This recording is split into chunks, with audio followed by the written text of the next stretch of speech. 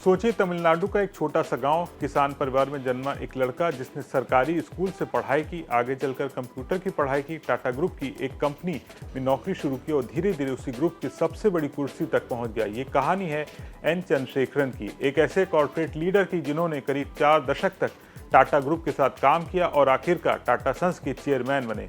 हालांकि अब उन्होंने टाटा सन्स के चेयरमैन पद से इस्तीफा दे दिया, लेकिन उनका मौजूदा कार्यकाल फरवरी 2027 तक है, यानी फिलहाल वो अपने कार्यकाल के खत्म होने तक इस पद पर बने रहने की उम्मीद है। तो आखिर गांव से निकलकर देश के सबसे बड़े कारोबारी समूह की कमान संभालने तक एन चंद्रशेखरन का ये सफर कैसा रहा, चलिए पूरी कहानी आज सक्सेस स्टोरी में आसान भाषा में समझते हैं। नमस्कार, मैं सौरभ दीक्षित और आप देख रहे हैं विस्तृत। एन चंद्रशेखरन का जन्म 2 जून 1963 को तमिलनाडु के नक्सलकल के पास स्थित मोहिनूर गांव में हुआ था। उनका परिवार खेती से जुड़ा हुआ था, यानी उनका शुरुआती जीवन किसी बड़े कारोबारी या कॉर्पोरेट परिवार से नहीं बीता। चंद्रशेखरन ने शुरुआती पढ़ाई तमिलनाडु के मध्य के सरकारी स्कूल से की। उस वक्त शायद किसी ने नहीं सोचा होगा कि खेती किसानी वाले परिवार का ये लड़का आगे चलकर भारत के सबसे बड़े कारोबारी समूह में से एक की कमान संभालेगा। लेकिन चंद्रशेखरन की कहानी यहीं से दिलचस्प होती है। स्कूल की पढ़ाई पूरी करने के बाद चंद्रशेखरन ने तमिलनाडु के कोयम्बटूर इंस्टीट्यूट ऑफ टेक्नोलॉजी से अप्लाइड साइंसेज में ग्रेजुएशन किया। इसके बाद उन्होंने कंप्यूटर की पढ़ाई की आगे बढ़ाने का फैसला लिया। उन्होंने तत्कालीन रीजनल इंजीनियरिंग कॉलेज तिरुचिरापल्ली से, जिसे अब नेशनल इंस्टीट्यूट ऑफ टेक्नोलॉजी तिरुचिल्ली के नाम से जाना जाता है, वहां से मास्टर ऑफ कंप्यूटर एप्लीकेशन यानी MCA किया।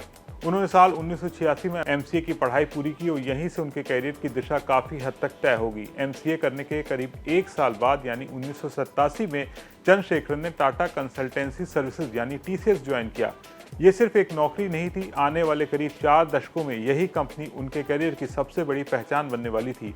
उन्होंने TCS की शुरुआती स्तर की भूमिका से शुरुआत की और धीरे धीरे कंपनी में अलग अलग जिम्मेदारियां निभाते हुए ऊपर बढ़ते चले गए। यानी जिस कंपनी में उन्होंने करियर की शुरुआत की थी, उसी कंपनी के सबसे बड़े अधिकारियों में उनका नाम शामिल हो गया।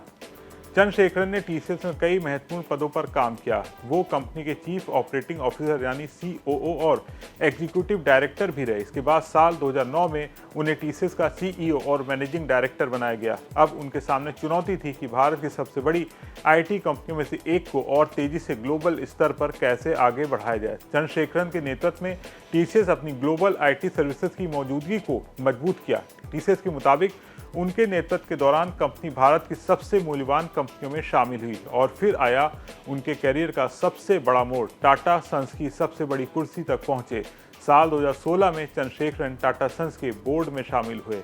इसके कुछ ही वक्त बाद जनवरी 2017 में उन्हें टाटा सन्स का चेयरमैन नियुक्त किया गया।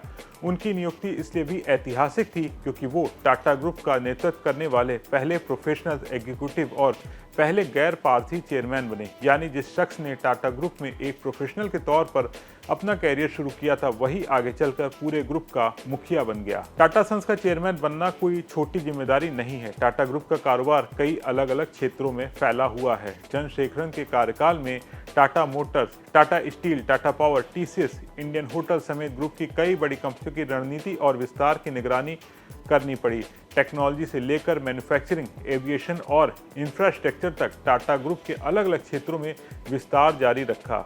यानी एक तरफ उन्हें पुराने और बड़े कारोबारों को संभालना था, तो दूसरी तरफ भविष्य के नए कारोबारों में ग्रुप की मौजूदगी मजबूत करनी थी। अब चंद्रशेखरन ने टाटा सन्स के चेयरमैन पद से इस्तीफा दे दिया है। हालांकि उनका मौजूदा कार्यकाल फरवरी 2027 तक और उम्मीद है कि वो तब तक इस पद पर बने रहेंगे। इसका मतलब है कि टाटा ग्रुप के पास अगला चेयरमैन चुनने के लिए वक्त है। लेकिन चंद्रशेखरन की कहानी को सिर्फ उनके इस्तीफे से नहीं देखा जा सकता, क्योंकि उनकी असली कहानी उस गांव से शुरू होती है जहां एक किसान परिवार का लड़का सरकारी स्कूल में पढ़ रहा था और करीब 4 दशक बाद वही लड़का भारत के सबसे बड़े कारोबारी समूहों में से एक की कमान संभाल रहा था। यही है एन चंद्रशेखरन की कहानी, गांव से ग्लोबल कॉर्पोरेट लीडर बनने तक का सफर। आपको आज की सक्सेस स्टोरी कैसी लगी और आप एन चंद्रशेखरन के बारे में क्या सोचते हैं, कमेंट करके जरूर बताएं। वीडियो पसंद आया हो तो इसे लाइक करें, शेयर करें और बिजनेस जगत की तमाम बड़ी खबरों को देखने के लिए बने रहें विस्तृत के साथ।